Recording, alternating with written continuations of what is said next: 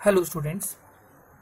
हम लोगों ने जैसे कि लास्ट टाइम डिस्कस किया था कि इस साल क्लास 11th के सिलेबस में कुछ चीज़ें 2020 सेशन के लिए कट की गई हैं टू सेव टाइम। अब जो न्यूटन लॉज ऑफ मोशन है जैसे उनको भी इसलिए कट किया गया है कि ये सोचते हुए कि आपने क्लास 9th में न्यूटन लॉज ऑफ मोशन पढ़े हुए हैं। ठीक है, तो अभी हम अगेन इतनी डिटेल में नहीं जाएंगे न्यूटन लॉज ऑफ मोशन की, लेकिन यह है कि इनको करे बिना हम जो टॉपिक्स बचे हैं अभी जो नहीं कटे हैं, नोट डिलीट नहीं हुए हैं इस चैप्टर के, वो भी या आगे वाले चैप्टर भी हम नहीं समझ पाएंगे। तो हम न्यूटन लॉज ऑफ मोशन को ब्रीफली रिवाइज करेंगे। ठीक है, डेफिनेशंस इसकी आप बुक में से देख सकते हैं, नोट्स में से देख सकते हैं। तो अभी हम केवल समझने पे ध्यान देंगे। ठीक है, तो न्यूटन ने जैसे कि सबको पता है 3 लॉज दिए थे। तो अगर मैं एक एक करके सभी की बात करूं, Newton first law states that, Newton का जो फर्स्ट लॉ है वो क्या कहता है कि अगर एक बॉडी पे कोई फोर्स नहीं लगे या कोई बाहर से उसको कंपेल ना करे, तब तक वो बॉडी अगर रेस्ट पे है तो वो रेस्ट पे ही रहेगी, और अगर वो यूनिफॉर्म मोशन में चल रही है तो वो यूनिफॉर्म मोशन में ही चलती रहेगी एक स्ट्रेट लाइन के अलॉन्ग, जब तक उसके ऊपर कोई बाहर से फोर्स ना लगाए। तो ये वही बात है जो इनर्शिया में हम कहते हैं that a body which is at rest it will remain at rest. If a body is in motion it will continue to be in uniform motion along a straight line if no external force, no force is acting on it, है ना। अब तो force की जो definition है, जो हम कहते हैं ना फोर्स इज एनी पुश और पुल, फोर्स कोई ऐसा पुश और पुल है जो बॉडी की स्टेट को चेंज करता है, रेस्ट और मोशन को बदल देता है। तो यानी कि no force so no change in state of rest और यूनिफॉर्म मोशन। तो आप क्या कहोगे कि न्यूटन का जो फर्स्ट लॉ है एक तरीके से वो फोर्स को क्या करता है, डिफाइन करता है। कैसे डिफाइन करता है? क्योंकि आप न्यूटन के लॉ, फर्स्ट लॉ में यही तो कहते हो कि बिना फोर्स लगाए कोई बॉडी को रेस्ट से मोशन या मोशन से रेस्ट में नहीं लाया जा सकता, उसकी स्टेट ऑफ रेस्ट या state of uniform motion along a straight line को चेंज नहीं किया जा सकता। तो अगर यानी कि आप ये डेफिनेशन दे रहे हो कि बिना फोर्स के आप ये काम नहीं कर सकते हो, यानी कि फोर्स कोई ऐसी चीज है ना जो एक ऑब्जेक्ट की स्टेट ऑफ रेस्ट या मोशन को चेंज करती है, तो न्यूटन का जो फर्स्ट लॉ है वो एक्चुअली में फोर्स की डेफिनेशन को ही बता रहा है हमको। Now I think it is clear. जो सबसे इंपॉर्टेंट लॉ है न्यूटन का वो हमारे लिए न्यूटन सेकंड लॉ है, क्योंकि न्यूटन का जो सेकंड लॉ है उससे हमें फोर्स का डेफिनेशन के साथ, डेफिनेशन तो हमें फर्स्ट लॉ से पता चल गई है, लेकिन जो न्यूटन का सेकंड लॉ है वो हमें डेफिनेशन के साथ साथ उसका फॉर्मूला बताता है। हम कई बार कहते हैं न्यूटन का जो सेकंड लॉ है वो क्वांटिफाई करता है फोर्स को। First law define the force, भाई फोर्स एक ऐसी चीज है जो कोई बॉडी को रेस्ट से मोशन या मोशन से रेस्ट, मतलब उसकी स्टेट को चेंज करती है। बिना फोर्स के स्टेट चेंज नहीं हो सकती। यही बात न्यूटन का फर्स्ट लॉ कहता है। न्यूटन का जो सेकंड लॉ है वो फोर्स का आपको क्वांटिफाई करता है, मतलब फोर्स का आपको मैग्नीट्यूड बताता है। कैसे? Let's see. न्यूटन के सेकंड लॉ के अकॉर्डिंग एक बॉडी के अंदर आने वाले मोमेंटम के चेंज में जो रेट होता है, rate of change of momentum, that is change in momentum,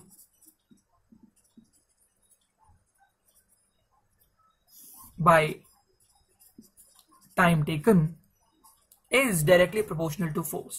ये न्यूटन का सेकेंड लॉ कहता है। न्यूटन का सेकेंड लॉ कहता है कि एक बॉडी के मोमेंटम में उतना जो चेंज आएगा पर यूनिट टाइम, वो इस बात पे डायरेक्टली प्रोपोर्शनल होगा कि उसके ऊपर कितनी फोर्स लगाई जा रही है। अब जैसे एक बॉडी है, इस बॉडी का मोमेंटम इस समय कितना है? 0 है। ठीक है, इस बॉडी का मोमेंटम इस समय कितना है हमारे पास, क्या कहेंगे? 0 है। अब मैंने इसके ऊपर क्या किया? फोर्स लगाया, तो आपने देखा ये मोशन में आ गया, तो उसके मोमेंटम में चेंज हुआ। अभी फ्रिक्शन भी है, मेरे अलावा और भी उस पर चीजें फोर्सेज लगा रही हैं, but for the time being अगर हम समझे कि केवल मैं ही फोर्स लगा रहा हूं और ये बॉडी पहले रेस्ट पे थी और मेरे फोर्स लगाने से ये मोशन में आ गई, तो आप इसके ऊपर जितनी ज्यादा फोर्स लगाओगे उतना ज्यादा इसके मोमेंटम, अभी आपने कम लगाई थोड़ा ज्यादा लगाइए तो आप देखो ये और आगे तक चला गया, मतलब उसमें वेलोसिटी ज्यादा, अगेन फ्रिक्शन उसको रोक रहा है। But the point is that कि आप किसी बॉडी पे जितना फोर्स ज्यादा लगाएंगे आप देखेंगे उसके अंदर उतना ज्यादा मोमेंटम में चेंज आएगा, और ये मोमेंटम में चेंज उसी डायरेक्शन में आएगा जिस डायरेक्शन में फोर्स लगाइए। यस, आप इस बॉडी को जो ये रेस्ट पे है, अगर आपने अभी ये रेस्ट पे है, अगर आपने इसको धक्का लगाया इस डायरेक्शन से, ऐसा नहीं इधर जाएगी, ये जिस तरह आप फोर्स लगाओगे उसी डायरेक्शन में जाने की कोशिश करेगी अगर वो रेस्ट पे है। हाँ, अगर वो पहले से चलती आ रही है तो अलग बात है। तो हम क्या कहेंगे, हम जब किसी बॉडी पे फोर्स लगाते हैं तो फोर्स लगाने से उसके मोमेंटम में चेंज आता है, तो जितना ज्यादा फोर्स लगाओगे उतना ज्यादा उसका momentum time per unit time taken के अकॉर्डिंग क्या होगा? चेंज होगा, पहली बात। और ये मोमेंटम में जो चेंज आएगा ये उसी डायरेक्शन में आएगा जिस डायरेक्शन में फोर्स लगाई जा रही है। So this is the thing that you have to keep. Momentum उस डायरेक्शन में नहीं होगा, लेकिन मोमेंटम का चेंज उस डायरेक्शन में होगा। तो ये बातें न्यूटन का सेकंड लॉ कहता है। अब हम इस बात को मैथमेटिकली लिख दें दैट डीपी मतलब P is the symbol of momentum, D मतलब small change in the momentum in a very small time dt is directly proportional to force. आपको पता है फोर्स एक वेक्टर है इसलिए मैं एरो साइन लगा रहा हूं, और P मोमेंटम भी एक वेक्टर है उसके ऊपर मैं एरो साइन लगा रहा हूं। डीपी की डायरेक्शन वही होगी जो F की डायरेक्शन होगी, दोनों वेक्टर की डायरेक्शन सेम होगी, डीपी की, P की नहीं, डीपी की, change in momentum. Now you know that whenever we want to you can say that कि अगर हम प्रोपोर्शनल हटाते हैं तो हम कांस्टेंट लगाते हैं, तो वो, and what is the formula for momentum P, that is mass into velocity. Now further you can take this mass constant out of the derivative sign. आपको याद है ना, जो चीजें चेंज नहीं होती हैं वो कांस्टेंट की तरह बाहर निकाल लेते हैं डेरिवेटिव से, proportional to force. So you can say mass into velocity का derivative, that is acceleration, is directly proportional to force. Okay, now you can introduce a constant or you can write it as like this, F proportional to ma, but बात उल्टा कर रहे हैं हम, बात तो यही है कि rate of change of momentum is directly proportional to force, ना कि force proportional to change in input क्या है force, उसका output क्या होता है, उसका result क्या होता है change in momentum. So you will here have a constant. Now Newton was the first person जो फोर्स का फॉर्मूला डिराइव कर रहे थे, तो उन्होंने फोर्स को जो फॉर्मूला डिराइव किया तो उसमें जो फोर्स का डेफिनेशन दिया 1 न्यूटन फोर्स का, वो इस तरीके से दिया कि 1 न्यूटन वो फोर्स है जो किसी बॉडी जिसका मास 1 किलोग्राम है उसमें 1 मीटर पर सेकेंड स्क्वायर की एक्सेलरेशन प्रोड्यूस करेगा। तो 1 न्यूटन फोर्स की जो डेफिनेशन न्यूटन ने दी अपने आप से कि 1 किलोग्राम मास के अंदर जो कोई 1 मीटर पर सेकेंड स्क्वायर की एक्सेलरेशन प्रोड्यूस करे, ऐसी फोर्स को हम 1 न्यूटन कहते हैं। तो आप F की जगह 1, M की जगह 1, A की जगह 1 रखेंगे तो K कितना आ जाएगा 1। तो न्यूटन अगर चाहते तो कुछ और भी डेफिनेशन दे सकते थे, उन्होंने सबसे सिंपलेस्ट तरीका सोचा कि अगर कोई बॉडी 1 किलोग्राम की है और मेरे द्वारा फोर्स लगाने पर उसके अंदर 1 मीटर पर सेकेंड स्क्वायर की एक्सेलरेशन प्रोड्यूस होगी, तो 1 kg की बॉडी में अगर हम 1 मीटर पर सेकेंड स्क्वायर की एक्सेलरेशन प्रोड्यूस करना चाहते हैं, न्यूटन ने उतनी फोर्स को 1 न्यूटन फोर्स कहा। तो 1 newton is that much amount of force that can produce an acceleration of 1 metre पर second square in a body of mass 1 kg। तो यहां से आपको 1 न्यूटन की डेफिनेशन भी क्लियर हो रही है, और साथ के साथ आपको ये जो फोर्स का फॉर्मूला है F इक्वल टू K की वैल्यू यहां से 1 आ गई, तो F इक्वल टू ma। आगे कहेंगे कि ये फोर्स का फॉर्मूला आ गया। अब क्योंकि फाइनली कांस्टेंट K 1 आ रहा है, तो यहाँ पे जो F dp by dt proportional to F आ रहा था, आप ये भी कह सकते हैं कि F equal to dp by dt है। So force is equal to rate of change of momentum, क्योंकि कांस्टेंट फाइनली 1 आ गया तो हम अब प्रोपोर्शनलिटी की जगह डायरेक्टली इक्वल लिख सकते हैं, और force is equal to mass into acceleration. तो हमने फोर्स के 2 फॉर्मूले समझे, ये फॉर्मूलाज हमें पता होने चाहिए, ठीक है। इन फोर्स के फॉर्मूलाज के साथ साथ हमें फोर्स की कुछ यूनिट्स हैं वो हमें पता होनी चाहिए, उसमें भी 2 यूनिट्स हैं या 2 सिस्टम्स हैं, ठीक है। तो let us discuss that 2 systems. Actually जो यूनिट ऑफ फोर्स है उसके 2 सिस्टम्स हैं या 2 तरीके से हम करते हैं। एक है एब्सोल्यूट यूनिट्स और दूसरी है हमारे पास ग्रेविटेशनल यूनिट्स। उसमें भी 2 सिस्टम जो हमने पढ़े हैं, SI सिस्टम में फोर्स की यूनिट अगर आप एब्सोल्यूट निकाल रहे हो, और ऐसी SI सिस्टम में ग्रेविटेशनल, इनका अपना यूज है, कई चीजों को आसान बना देती है, और ऐसी CGS सिस्टम में।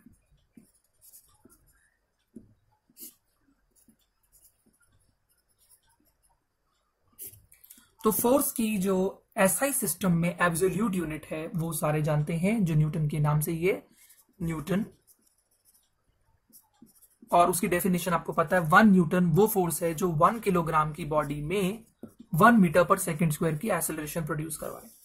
तो अगर आप F इक्वल टू ma का फॉर्मूला लगाएंगे तो 1 kg की बॉडी में 1 मीटर पर सेकेंड स्क्वायर का एक्सेलरेशन प्रोड्यूस हो, उतनी फोर्स को 1 न्यूटन कहते हैं। तो 1 newton force is 1 kg metre पर सेकेंड स्क्वायर। तो ये आपको याद रखना है। तो न्यूटन आप याद रखेंगे एब्सोल्यूट यूनिट है फोर्स की।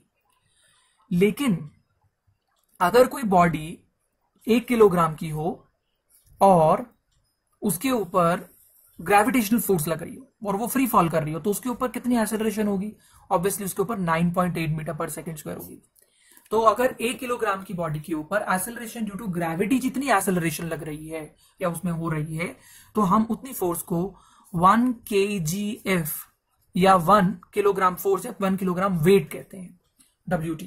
तो 1 kgf या 1 kg वेट एक्चुअली में अगर कोई बॉडी 1 किलोग्राम की हो और उसमें 9.8 मीटर पर सेकेंड स्क्वायर की एक्सेलरेशन हो रही हो, उसको हम 1 kgf कहेंगे। अब आप जानना चाहेंगे कि 1 kgf या 1 kg वेट, ये जो फोर्स की ग्रेविटेशनल यूनिट है ये न्यूटन में कितनी होती है? क्योंकि न्यूटन आपको पता है, ऐसा ही है, बहुत सारे क्वेश्चन ऐसे आते हैं जहां पे हमें न्यूटन में आंसर छोड़कर आना होता है। तो आपको पता है force equal to m into a, इसको आप ए कह लें या जी कह लें। तो आप अगर 1 इंटू 9.8 करेंगे तो आपके पास 9.8 kg मीटर पर सेकेंड स्क्वायर आएगा। तो और kg मीटर पर सेकेंड स्क्वायर ही न्यूटन है, तो 9.8 न्यूटन है। तो जिसको आप 1 किलोग्राम फोर्स कह रहे हो, फोर्स की एक नई यूनिट कह रहे हो आप, बहुत सिंपली किसी भी चीज का, अगर आपके पास 1 किलोग्राम का कोई वजन है, let's say we have an object और उसका वजन हमारे पास कितना है 1 किलोग्राम है और वो गिर रहा है जमीन पे, तो हम क्या कहेंगे कि उस गिरते हुए ऑब्जेक्ट के ऊपर कितनी फोर्स लग रही है? 1 किलोग्राम फोर्स लग रही है। लेकिन अगर हम उसी को न्यूटन में निकालेंगे तो हम उसको 9.8 न्यूटन कहेंगे। सीजीएस सिस्टम में एब्सोल्यूट यूनिट फोर्स की क्या होती है, ये हमने पढ़ा था फर्स्ट यूनिट में, दैट इज डाइन्स। और हमने प्रूव भी किया था कि 1 dyne is equal to 10⁻⁻5 newton. ठीक है, तो हमें न्यूटन के साथ रिलेशन जरूर पता होना चाहिए हर यूनिट का, because Newton is the absolute and the SI system of unit. ठीक है, ऑफ फोर्स। अब जैसे हमने कहा कि अगर 1 किलोग्राम की बॉडी में 9.8 मीटर पर सेकेंड स्क्वायर की एक्सेलरेशन हो रही हो, तो अगर हमारे पास 1 ग्राम की बॉडी है और उसमें 9.8 को अगर आप सेंटीमीटर बदलेंगे, तो क्योंकि आप सीजीएस सिस्टम में चल रहे हैं, तो आप क्या कहेंगे 980 सेंटीमीटर पर सेकेंड। बात एक ही है, 9.8 को अगर 980 लिख दें, बात वही है, मीटर की जगह आपने सेंटीमीटर में लिख दिया, तो हम क्या कहेंगे कि उसके ऊपर 1 ग्राम फोर्स लग रही है। तो 1 gram kilogram force gravitational unit है फोर्स की, ऐसी 1 ग्राम फोर्स जीएफ या 1 GWT 1 ग्राम वेट जो है हमारी सीजीएस सिस्टम में ग्रेविटेशन। मतलब अगर आपके पास 1 ग्राम की कोई छोटी सी बॉडी है और वो अर्थ की तरफ अट्रैक्ट हो रही है, उसमें एक्सेलरेशन हो रही है, तो हम उसके ऊपर कहेंगे कि उसमें 1 ग्राम फोर्स एक्ट अपॉन कर रही है। और अगर आप इसकी वैल्यू निकालें तो आप कहेंगे कि force is equal to mass into acceleration, तो 1 ग्राम इनटू 980, तो that will be 980 gram. Let's do here कि ठीक है 1 न्यूटन और 1 डाइन हमारी एब्सोल्यूट सिस्टम में फोर्स की यूनिट्स हैं, लेकिन 1 kgf और 1 gf हमारी ग्रेविटेशनल यूनिट है फोर्स की, और इनका रिलेशन न्यूटन के साथ कैसा है कि ये 9.8 न्यूटन के बराबर है, और इसका डाइन के साथ क्या है कि ये 980 डाइन की इक्वल होती है। और इनमें आपस में क्या रिलेशन है कि 1 न्यूटन इज इक्वल टू 10⁻⁻5 या +5 डाइन, या 1 dyne is equal to 10⁻⁻5 newton. तो ये आपस में रिलेशन आपको पता होना चाहिए, और आपको पता होना चाहिए कि न्यूटन और डाइन के अलावा 1 किलोग्राम फोर्स और 1 gram force is also a unit of force. Now let us come to the third and the very important law, that is also again a very important law, that is the Newton's third law.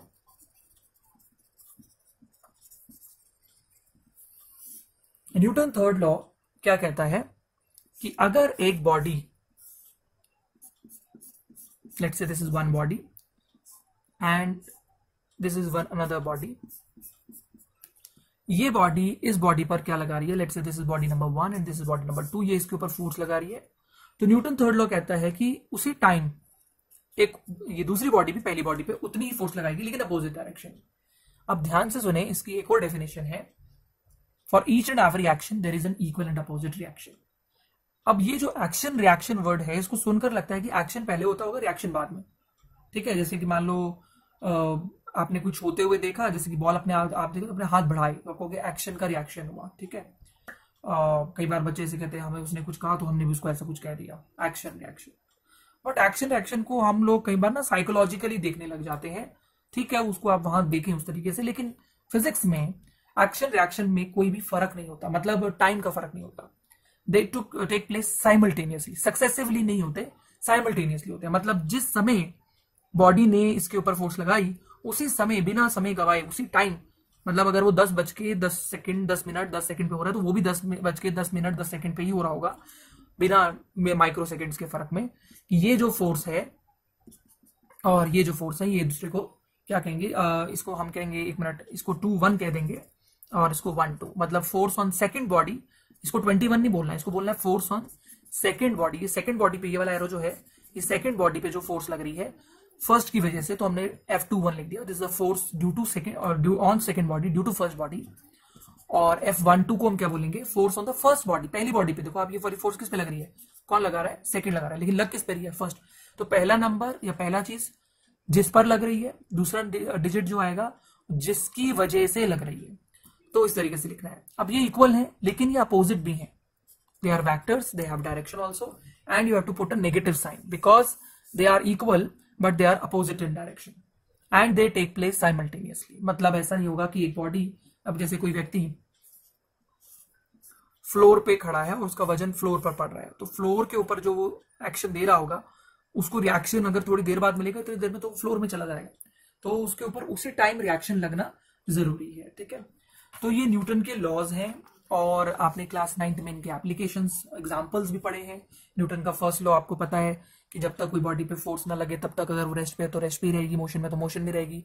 वही example जो मैं आपको inertia में बता रहा था कि अगर एक कॉइन को आपने टम्बलर के ऊपर रखा और अगर ये हम मान लें कि ये फ्रिक्शनलेस है, तो अगर आप इसको धक्का मारेंगे तो कॉइन नीचे गिर जाएगा, क्योंकि कॉइन पे कोई फोर्स नहीं लग रही है। फोर्स किस पे लग रही है, कार्ड पे लग रही है। हाँ, अगर फ्रिक्शन होगा तो कॉइन पे भी लग जाएगी, कॉइन भी थोड़ा इधर उधर हिल सकता है, लेकिन अगर हम माने कि वो फ्रिक्शन लेस सरफेस है तो हम ऐसा कह सकते हैं। ठीक है, न्यूटन के सेकंड लॉ वाले एग्जांपल बहुत है। आप न्यूटन के सेकंड लॉ से क्या कह रहे हैं कि जो फोर्स होता है वो change in momentum by time taken होता है। जिस समय कोई व्यक्ति बॉल को कैच करता है, फील्डर के हाथ में जब बॉल आती है तो वो अपने हाथों को थोड़ा पीछे लेके जाता है। वो अपने हाथों को पीछे क्यों लेके जाता है, क्योंकि वो टाइम टेकन को बढ़ाना चाह रहा है। टाइम टेकन बढ़ जाएगा तो फोर्स देखो एक दूसरे के क्या है, उल्टे है ना।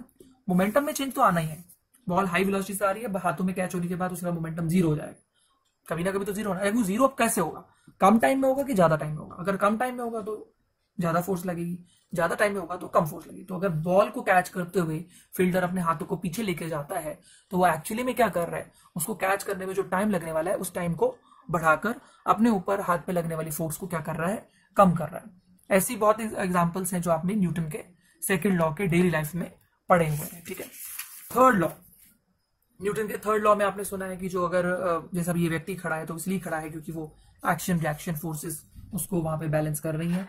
ऐसी बहुत सारे और एग्जांपल भी हो सकते हैं कि जहाँ पे आप रॉकेट प्रोपल्शन की बात करते हो कि अगर कोई रॉकेट कुछ गैसेस को इजेक्ट करता है तो उसके ऊपर भी फोर्स लगती है।